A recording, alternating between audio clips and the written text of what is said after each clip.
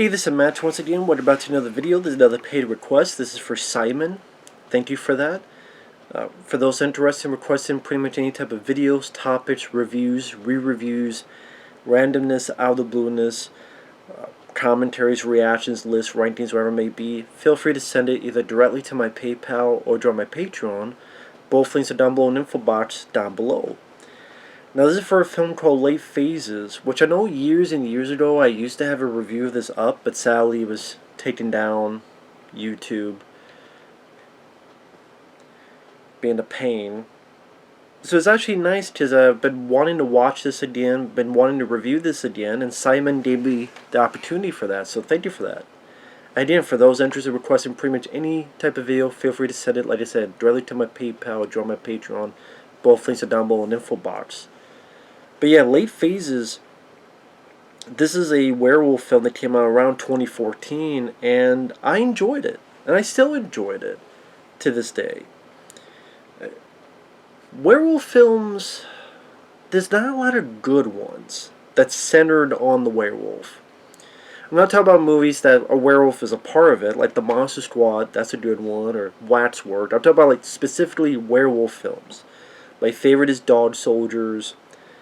Silver Bullet, Stephen King's Silver Bullet would be in there.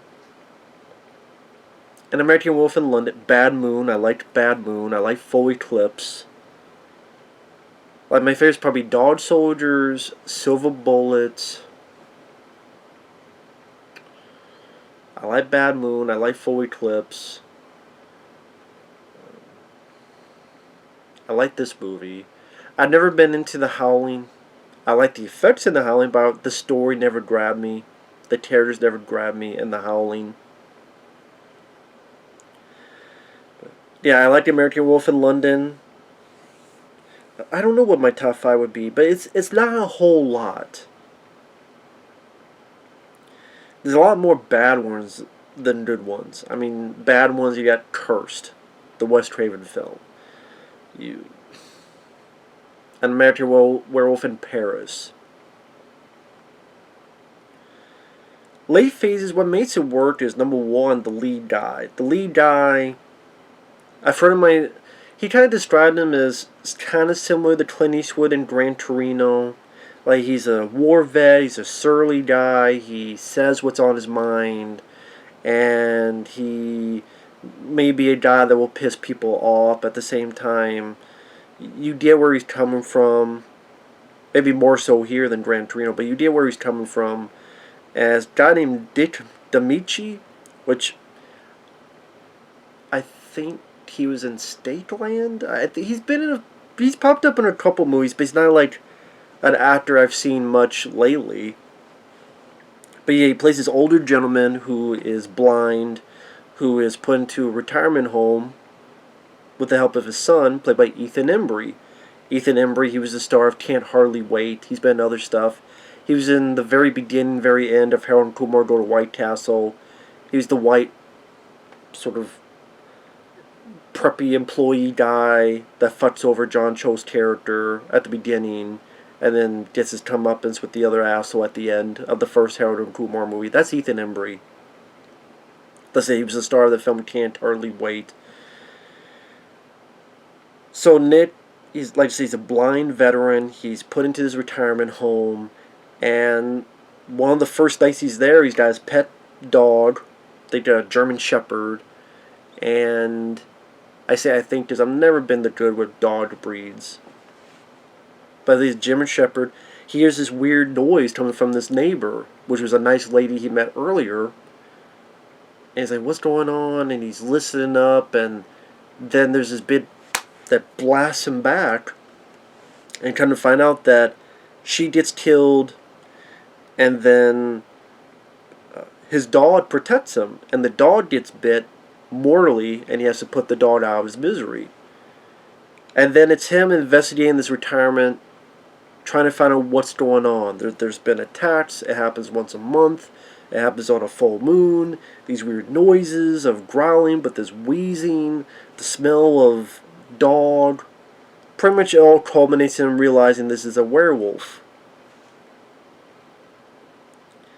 And some may say it's a slow burn of a film, but to me, I enjoyed the story that was taking place. It felt different of a werewolf film.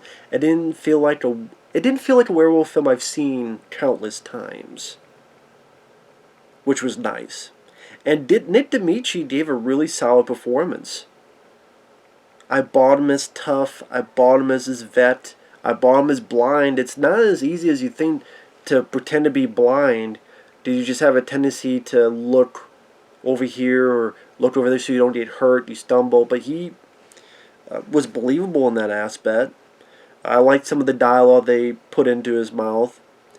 I know more about guns than you know about Pop-Tarts. You get a little bit pretty decent makeup effects, for the most part done practical. I like that they go for the practical route. It's not American Werewolf in Paris where they go the CG route, or even some of the stuff in Van Helsing. So I like they went the more practical. You have some gore aftermath. And then it's a story between either him dealing with his son, played by Ethan Embry, or just him investigating the people that are in this retirement place. You have some recognizable people in the supporting cast. You got Tom Noonan, who was the bad guy Kane in RoboCop 2. He played the Frankenstein monster in the Monster Squad. He was the killer in Manhunter. Tom Noonan plays a good guy in this as a priest. Lance Guest, which it took me, I think I said this when I first saw the film, and I said it again. It took me a good couple minutes to realize, oh shit, that's Lance Guest from the star of The Last Starfighter.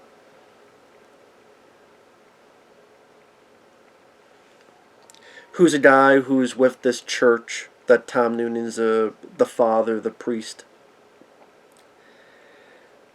And this is a movie that, yeah, it's a slow-moving story, but it's not a boring story to me. I'm interested to see how this guy investigates, how he gets around being blind, his attitude, rubbing people the wrong way, but I appreciate his attitude because I get where he was coming from. I understood where he was coming from. The cops, some of them like disrespect older folks. There's a lot of like people disrespecting the older. Like these movers, oh, I hate coming here, it always smells like old people. The cops, one's trying to understand, the other's like, oh, come on, old man. Which is true when, they treat older like they're nothing. It doesn't hammer the point home to the point of, okay, I get it. It gives you enough to understand, and then it moves on with the story. And there are a couple of generally funny moments, like when some ladies complain about the bus ride, and we don't want this guy on there. Why is he carrying a shovel as a cane? And he's a bit mean. So there's a moment where he's waiting for the bus, and the bus passes by, and just like, what the fuck? And Nick Damici definitely has a New Yorker like accent, like Brooklyn, New York. Go about the fucking Yankees. I don't know. Anytime I think of that, I always try to break in that voice. What the fuck is going on here? What the fuck? I'm trying to find what happened to my dog. He doesn't exactly talk like that, but again, he's interesting to hang around with. And it was, again, nice to see Tom Noonan play a good guy in this aspect. In Lance Guest, you find out a bit more about his character. And then you find out more about our lead, about his experience in Vietnam, and there's a bit with this kid who had a grenade, and he had to do what he had to do, and stuff like that has affected him.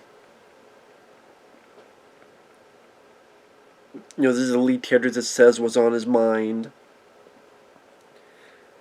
which is, you do that today, you get punished for it. And the effects, there's some decent transformation.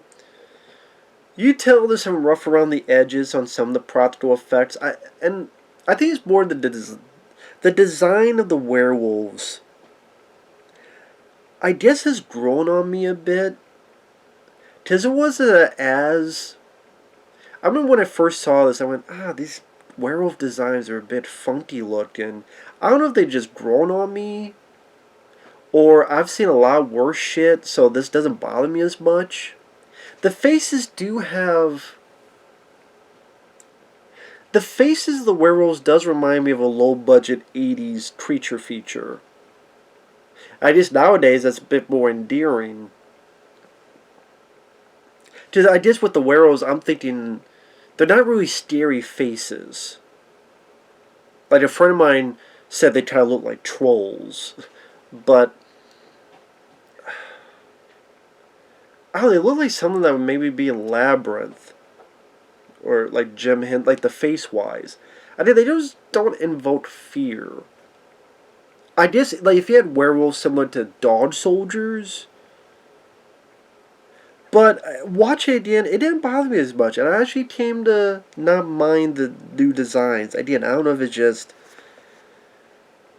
because I knew what was coming. I knew... I was, like, surprised. Like, oh, that's what it looks like? And now it's settled in. Or again, I think maybe I just seen a lot worse.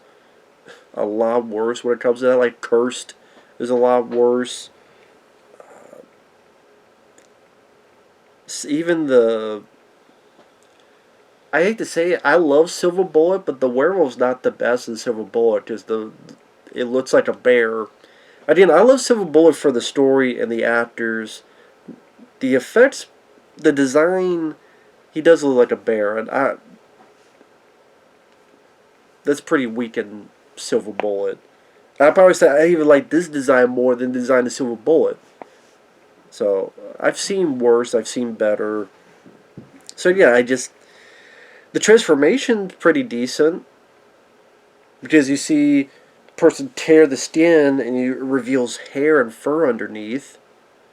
And like claws come out of the fingers, and it's not as extravagant as American Werewolf in London, but they have a lower budget.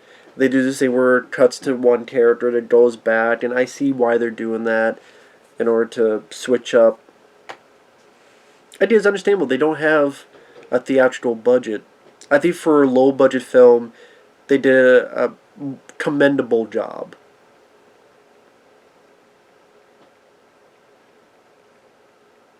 And the battle is fun. It's one last battle. The werewolf has bitten other werewolf. It's turned other people into werewolves, so there's like 4 or 5 of them, and you have a fun battle. In fact, if people can buy Don't Breathe and Don't Breathe 2 and The Blind Guy doing all that, then I can buy this guy fighting these werewolves off. And like get blown up with a shotgun or headshots or sticks to the eyes. Satisfying battle. Fun battle. I don't really have a lot of issues with this. I really don't. And this probably would make my top 5 werewolf films. Watch it again. I would say it's Dog Soldiers, Silver Bullet. Again, I like Corey Haim's performance in the story in that movie. And Gary Busey, I enjoyed him in that film. Then probably...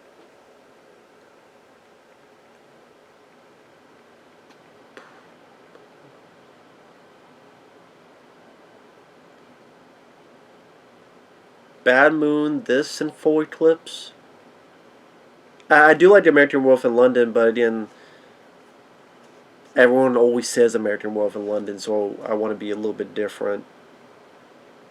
But, yeah, some nice father-son bit at the end, at least dialogue-wise. Or I should say, one listen to another's dialogue. Yeah, I watched it, I didn't have a lot of issues with it. Like I said, the designs maybe could be worked on a bit more. I think there's going to be people that's like, is that the design of it? Like I said, I appreciate they went strictly for practical. They didn't go the CG route. Some may not like the pacing. I was fine with it because I got invested into this lead character, his don't give a fuck attitude, I bought him as a tough guy. I bought him as a badass, and I just thought he gave a very solid performance. I did. It was like see Lance Guest and Tom Noonan and even Ethan Embry. The store fit the film decently.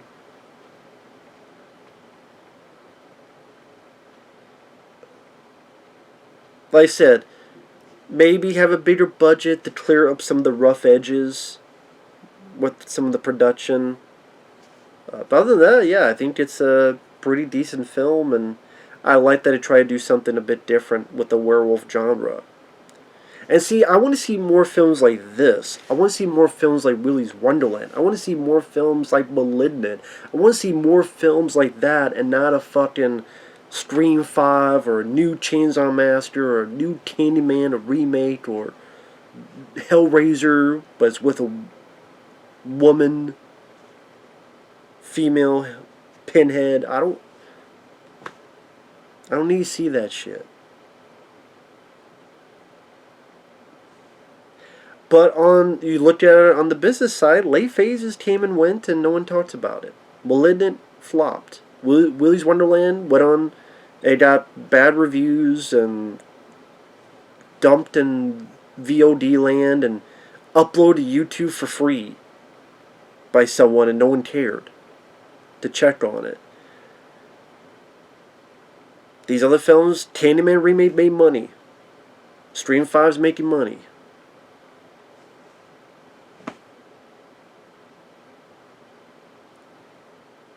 Business are going to look to where the money grows.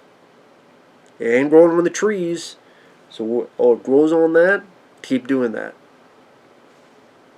They can get my money. This gets my money. Willy's Wonderland gets my money. And I'm not sitting here saying every original thing is good either. Not in the slightest. But as I grow older, that's what I'm more gravitating towards.